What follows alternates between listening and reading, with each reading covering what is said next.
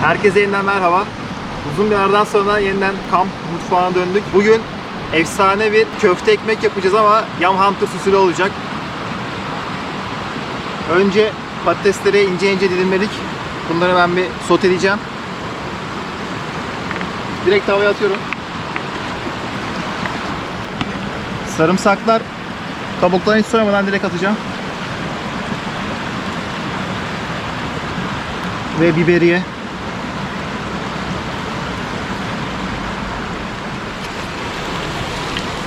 Zeytinyağı döküyorum.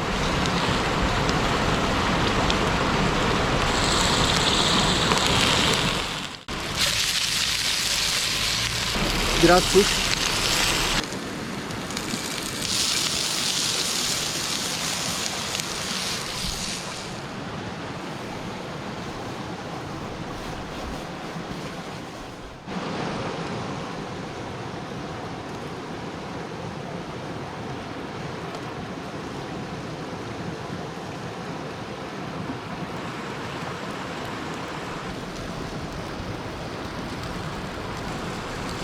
Kadar.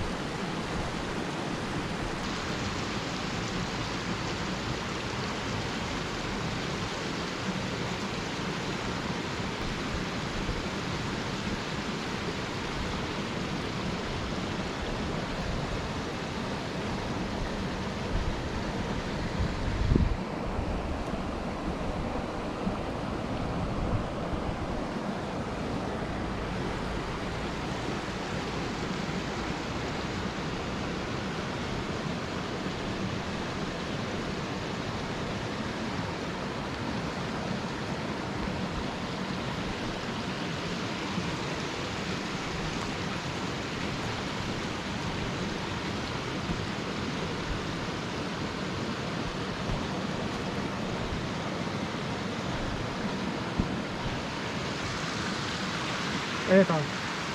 Evet. Efsane bir köfte ekmek. Şimdi bunu tadımını Ejrin Bey'e yaptıracağız.